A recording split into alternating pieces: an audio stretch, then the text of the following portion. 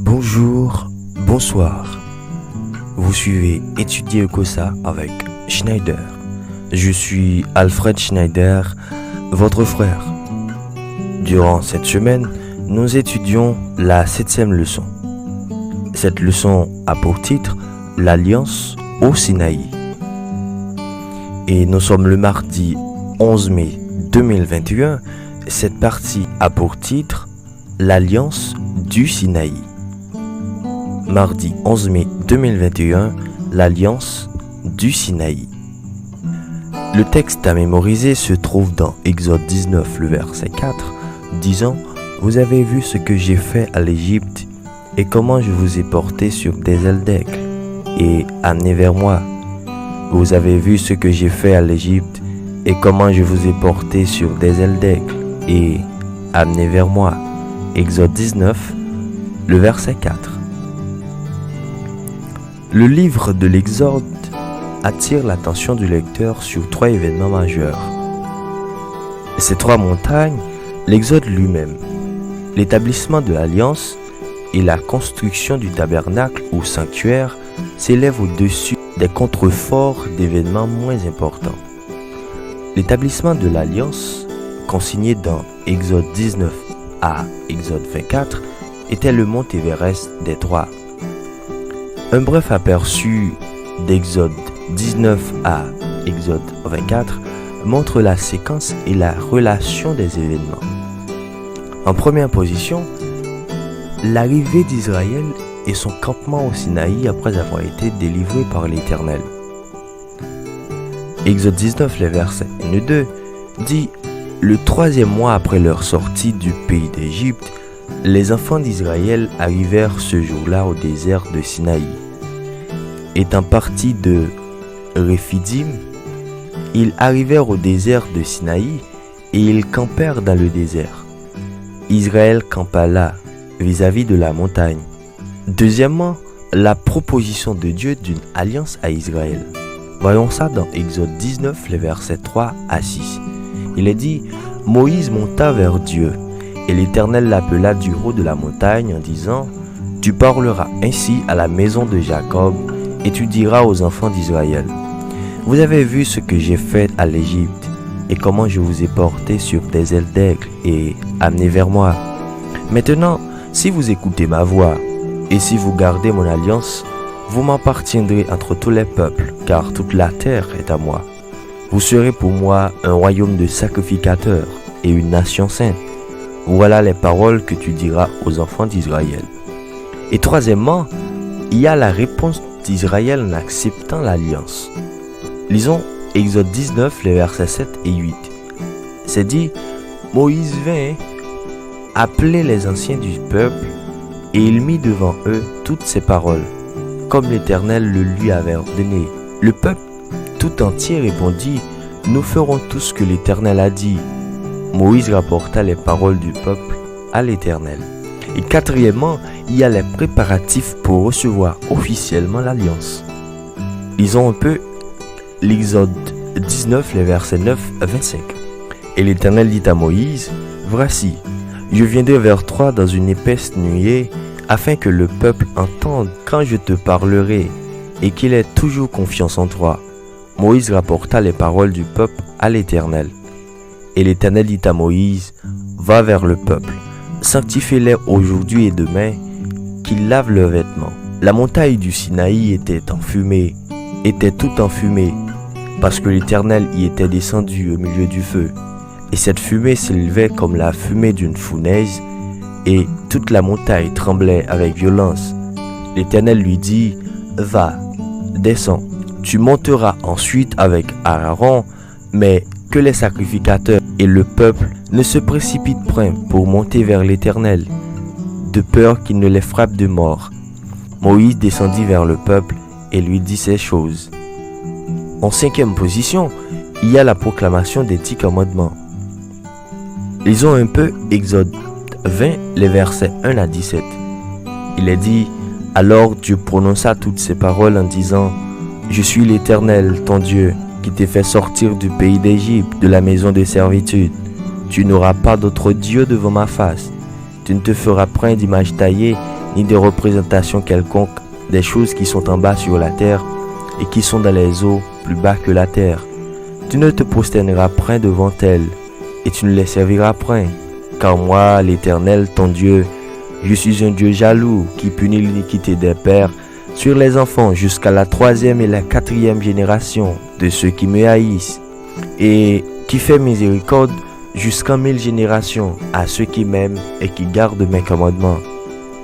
Tu ne prendras point le nom de l'Éternel, ton Dieu, en vain, car l'Éternel ne laissera point impuni celui qui prendra son nom en vain. Souviens-toi du jour du repos pour le sanctifier. Tu travailleras 6 jours et tu feras tout ton ouvrage. Mais le 7e jour est le jour du repos de l'Éternel, ton Dieu. Tu ne feras aucun ouvrage, ni toi, ni ton fils, ni ta fille, ni ton serviteur, ni ta servante, ni ton bétail, ni l'étranger qui est dans tes portes. Car en 6 jours l'Éternel a fait les cieux, la terre et la mer, et tout ce qui est contenu. Il s'est reposé le 7e jour. Et c'est pourquoi l'Éternel a béni le jour du repos et l'a sanctifié. Honore ton père et ta mère, afin que tes jours se prolongent dans le pays que l'Éternel, ton Dieu, te donne. Tu ne tueras point, tu ne commettras point d'adultère, tu ne déroberas point, tu ne porteras point de faux témoignages contre ton prochain, tu ne convoiteras point la maison de ton prochain, et tu ne convoiteras point la femme de ton prochain, ni son serviteur, ni sa servante, ni son bœuf, ni son âne, ni aucune chose qui appartienne à ton prochain. En 6e position, il y a Moïse comme médiateur de l'alliance. Voyons un peu Exode 20, les versets 18-21. Il est dit: tous les peuples entendaient les tonnerres et le son de la trompette. Ils voyaient les flammes de la montagne fumante. À ce spectacle, le peuple tremblait et se tenait dans l'éloignement. Ils dirent à Moïse: parle-moi toi-même, et nous écouterons. Mais que Dieu ne nous parle point, de peur que nous ne mourions. Moïse dit au peuple: ne vous effrayez pas, car c'est pour vous mettre à l'épreuve que Dieu est venu. Et c'est pour que vous ayez sa crainte devant les yeux, afin que vous ne péchiez point. Le peuple restait dans l'éloignement, mais Moïse s'approcha de la nuée où était Dieu. Et 7e, il y a les principes de l'alliance énoncés. On trouve ça dans les séquences de versets de Exode 20 à partir du verset 22 à Exode 23, les versets 22. Il est dit: l'Éternel dit à Moïse: tu parleras ainsi aux enfants d'Israël. Vous avez vu que je vous ai parlé depuis les cieux. Vous ne ferez point les dieux d'argent et les dieux d'or pour me les associer. Vous ne vous en ferez point. Tu m'élèveras un autel de terre. Sur l'autel tu offriras tes holocaustes et tes sacrifices d'action de grâce, tes brebis, tes bœufs. Partout où je rappellerai mon nom, je viendrai à toi et je te bénirai. Si tu m'élèves un autel de pierre, ne te le bâtiras point en pierre taillée, car en passant ton ciseau sur la pierre, tu la profanerais. Tu ne monteras point à mon autel par des degrés, afin que ta nudité ne soit pas découverte.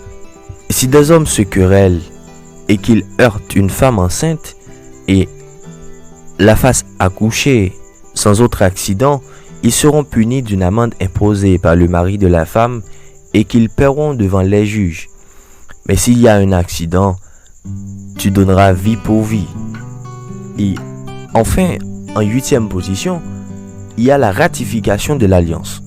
Dans Exode 24, les versets 1 à 18, il est dit: Dieu dit à Moïse: monte vers l'Éternel, toi et Aaron, Nadab et Abihu, et 70 des anciens d'Israël, et vous vous prosternerez de loin.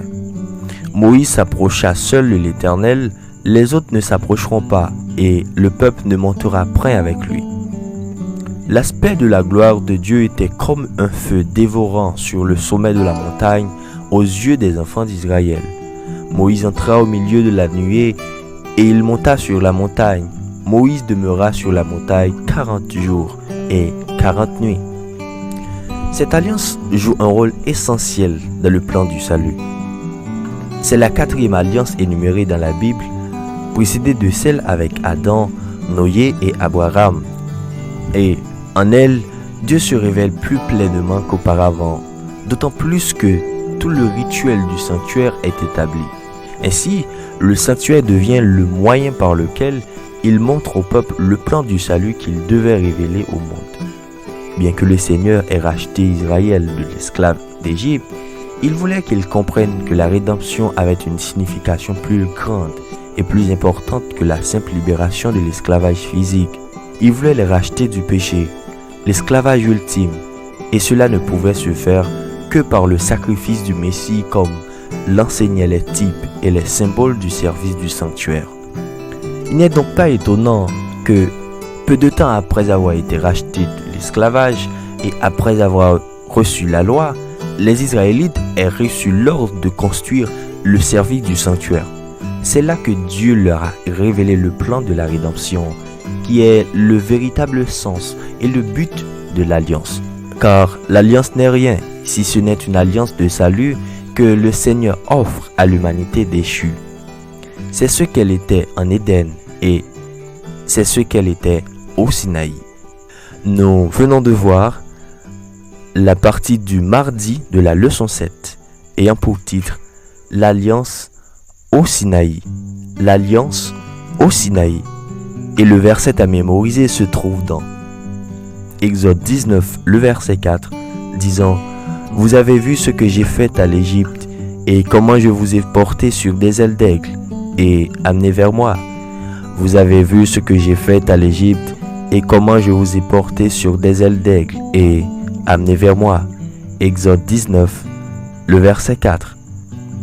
Je vous souhaite une très bonne et excellente journée avec la paix de Dieu.